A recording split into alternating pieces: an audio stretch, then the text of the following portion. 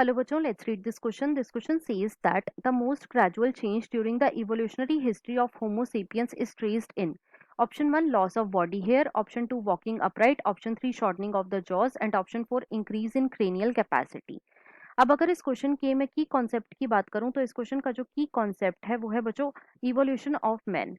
Let me right it over here. It is evolution of man. अब सबसे पहले तो देखो, जब भी हम इवोल्यूशन ऑफ मैन की बात करते हैं तो बच्चों इसके अंदर हम बात करते हैं अबाउट ड्रायोपिथिकस एंड रामापिथिकस. सबसे पहले हम किसकी बात करते हैं? About Dryopithecus and Ramapithecus. Right. देखो जो ड्रायोपिथिकस थे ये कैसे थे? तो बच्चों these were more ape like. ये कैसे थे? मोर एप लाइक थे. राइट. लेकिन जो रामापिथिकस थे ये कैसे थे? तो बच्चों ये थे more man like. These were more man like. लेकिन ये दोनों ही, मतलब कि जो ड्रायोपिथिकस है और जो रामापिथिकस है, ये दोनों ही कैसे थे? तो ये बच्चों दोनों ही आर्बोरियल थे, मतलब कि ये पेड़ों पे रहते थे. राइट. रामापिथिकस के बाद आते हैं बच्चों ऑस्ट्रेलोपिथिकस. इसके बाद कौन आते हैं? ऑस्ट्रेलोपिथिकस. अब देखो जो ऑस्ट्रेलोपिथिकस थे बच्चों, इन्होंने सबसे पहले होमोनिड फीचर शो करा था. इन्होंने क्या शो करा था? होमोनिड फीचर शो करा था, मतलब कि इन्होंने ह्यूमन लाइक फीचर शो करा था. अब ये ह्यूमन लाइक फीचर क्या था? तो ये था बच्चों बायपेडल लोकोमोशन. दे शो बायपेडल लोकोमोशन. और इनकी ब्रेन की कैपेसिटी कितनी थी? तो वो थी बच्चों 500 सीसी. राइट. ऑस्ट्रेलोपिथिकस के बाद कौन आते हैं? तो बच्चों ऑस्ट्रेलोपिथिकस के बाद आते हैं होमो हैबिलिस. इसके बाद कौन आते हैं? Homo habilis. तो देखो जो होमो हैबिलिस थे बच्चों, इन्हें हम टूल मेकर भी बोलते हैं. क्यों? क्योंकि ये टूल्स बनाया करते थे. और इन्हें बच्चों हम हैंडी मैन भी बोलते हैं. इन्हें हम क्या बोलते हैं? इन्हें हम हैंडी मैन भी बोलते हैं. और बेसिकली जो होमो हैबिलिस थे ये बच्चों फ्रूट्स को ईट करते थे. These were fruit eaters. Right.